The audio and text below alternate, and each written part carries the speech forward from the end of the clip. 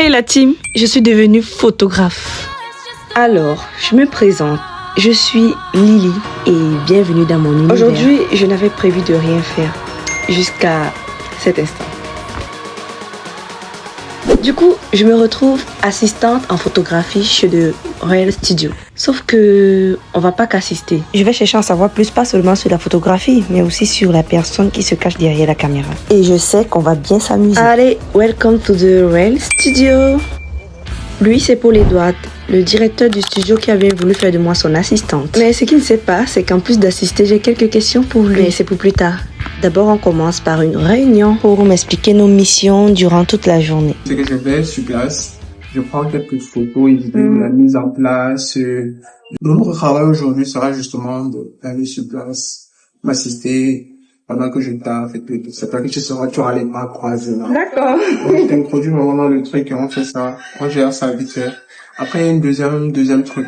Okay. Plus tard, aux environs de 18h, 19h. On ira à Meeting Barbecue. Donc là-bas, l'idée, ça sera de créer un contenu. De créer un contenu. Et puis là, pour le restaurant, où soit tu vas manger. Tu vas je vais manger. Tu vas donner tes impressions par rapport à la bouffe qui va avec. C'est un peu ça. Une minute, je crois que j'ai oublié les bonnes manières. Avant de sortir pour nos missions, je vous fais un studio tour. J'aime beaucoup la déco du studio. Ma place préférée, c'est cette armoire de décoration. Laissez-moi vous dire que tout est pensé et décoré intégralement par Paul Edouard. Ça, c'est toi qui as fait. Ouais, ça. Si je te dis avec quoi tu vas. Mais c'est beau, attends, ça va quoi? C'est simplement des bouteilles que l'on met en plastique. Mais après, j'ai ajouté des trucs en carton et là, j'ai utilisé, comment ça s'appelle? C'est que les staffeurs utilisent souvent. Ah, tu es trop ingénieux. Simplement. J'ai demandé juste comme ça. De l'eau et pareillement. Donc, en plus de shooter, tu peux faire la décoration des décos. Ouais. Oh, c'est trop beau. Ouais. C'est ça qui a pensé. Toujours. Pinterest nous aide. Non mais attends, il y a des gens qui voient. Pinterest nous aide. Il y a des gens qui voient. Faut savoir tirer l'utilité de chaque chose. Voilà. Il y a des gens qui voient sur Pinterest et ils n'ont pas forcément. Ouais. Moi par exemple, je suis sur Pinterest. Je ne peux pas faire ça. C'est que si tu reproduis aussi peut-être les agencements de mode, forcément, tu vois un peu. L'agencement de cibles sémentaires, voilà. On va construire ma village, pas plus. En fait, tu sais ce qui me plaît le plus dans ta déco? C'est quoi? Il y a des miroirs juste en face. Comme ça, tu peux te regarder pendant que tu poses. La personne peut shooter et elle voit les poses directement. Ouais. J'aime bien la décoration. Je trouve que ça fait cocon, ça fait maison. Je pense que pour prendre de belles photos, tu dois déjà être à l'aise dans l'environnement où tu te trouves. Et là, il a bien compris. Bon, là, on a fait le tour. C'est pas tout ça, mais on a des missions à remplir, nous. Allez, let's go. Mission numéro 1, prendre en photo une présentation de buffet pour un service traiteur. Donc, déjà sur les lieux, c'est assez particulier parce qu'on ne va pas prendre en photo l'événement, mais uniquement le buffet. Voilà. Bonjour. Tu présentes pas ton assistante? Jacques Junior. Lydia. Maître Jacques Junior est là, s'il te plaît, il faut lui dire ça. C'est Lydia, designer, artistique, visual art. Tout ça. Oh, merci. Donc, tout ce qui... Oh, laisse-moi tranquille, Rebecca, ici, je cause les vraies choses, s'il te plaît. Il faut me respecter. Bon, il est temps de se mettre au travail. On va commencer par checker le matériel. Ensuite, direction notre objectif. Et pendant ce temps, j'ai profité pour lui demander d'où lui venait son inspiration. Déjà, il faut dire que la photographie est d'abord un art de l'esprit. Et il faut dire que c'est un talent d'abord inné à la base. Je me rappelle encore tout petit, j'étais déjà passionné de tout ce qui était création visuelle, entre parenthèses, le dessin, la peinture, la culture. J'étais assez attiré par tout ce qui était vraiment création de l'esprit. Donc c'est un peu de là qu'est venue cette inspiration qui m'a toujours poursuivi jusqu'au jour. Non, tu te rassures d'avoir cadré. Non. Il est bien cadré. Ouais. Oh, c'est bon. Voilà ce que tu as pris. Voilà. Attends, il y a ce qui est bien senti. Je suis un amoureux de la nature. La nature rassemble, la nature harmonise, la nature apaise. Donc, voilà. Non mais quelle inspiration. Allez, la mission numéro 1 est accomplie. Je profite pour prendre un petit selfie devant ce miroir. Et ensuite, direction le studio. Après une pause bien méritée, on fait un point sur la mission numéro 2. C'est moi devant ma caméra.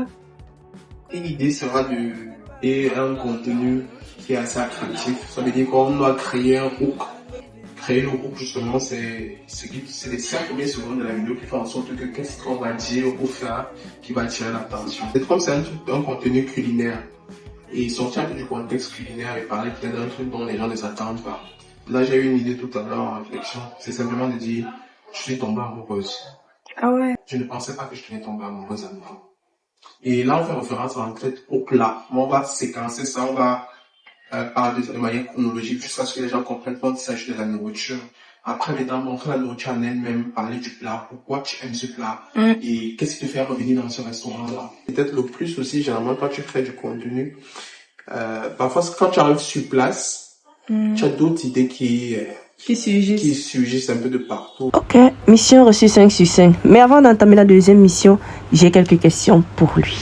Ça fait combien d'années tu es dans le métier, dans le milieu artistique? En termes de temps, dans le domaine artistique, je pense que je suis déjà à plus de, disons, 18 ans.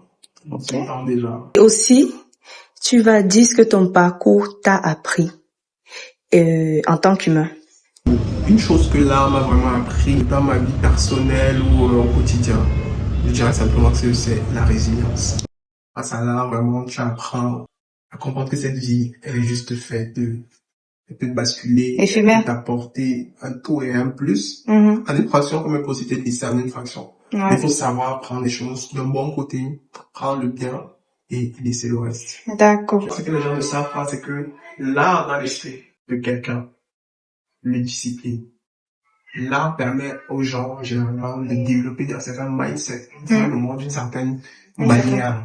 Est-ce que tu peux nous raconter une petite anecdote, je sais pas, drôle, triste, que tu as déjà eu à vivre durant mon parcours? Oui, durant ton parcours. Je me rappelle toujours de ce pote que j'avais. Je pense que c'était en première année. Je rêvais toujours d'un appareil photo. Mais il n'avait pas les moyens de m'acheter un appareil photo. Et mon pote, là, il était assez... lui, ses parents et tout ça, ils avaient les moyens. Il avait acheté un appareil photo. Et moi, quand j'avais vu ça, j'étais tellement fan. Je disais, waouh, ça c'était mon rêve. Et j'allais chez lui chaque fois que je voulais filmer une de mes œuvres. Genre mon tableau que je faisais, les trucs que je faisais. Et il te prêtait? Et il me prêtait. Je marchais des heures et des heures pour aller loin chez lui. Et chaque fois, j'arrivais tout triste. Je dis, ouais, s'il te plaît, tu peux nous prêter ton appareil photo aujourd'hui? Il y a des jours, il me disait oui, il me disait non, je partais tout triste. Attends, quand il te disait non, tu rentrais? Ouais, je rentrais tout triste et je me suis dit un jour, j'aurai le mien.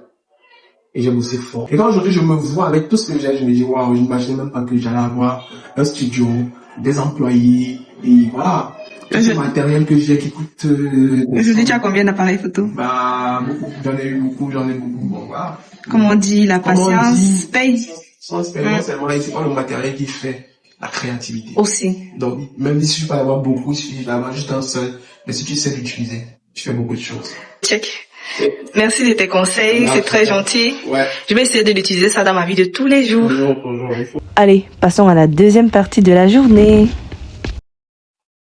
Bon, j'espère que je n'ai rien oublié. Étape 1, comme d'hab, on check le matériel. Et ensuite, on passe au travail. N'oubliez pas qu'ici, moi, mon travail, c'est uniquement de manger.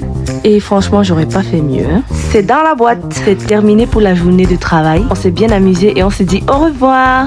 La vie est assez simple, vous voyez.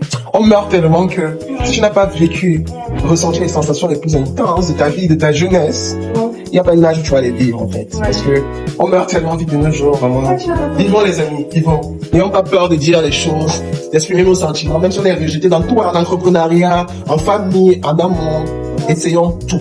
Ne dis pas que tu n'as pas essayé. Il faut d'abord essayer avant que, tu vois, dans tout, dans l'effort, le travail, la persévérance, tout. Donc, toujours essayer. C'est très important. Stay focus. Hey, je vous l'avais bien dit. Je suis devenue photographe dans l'âme.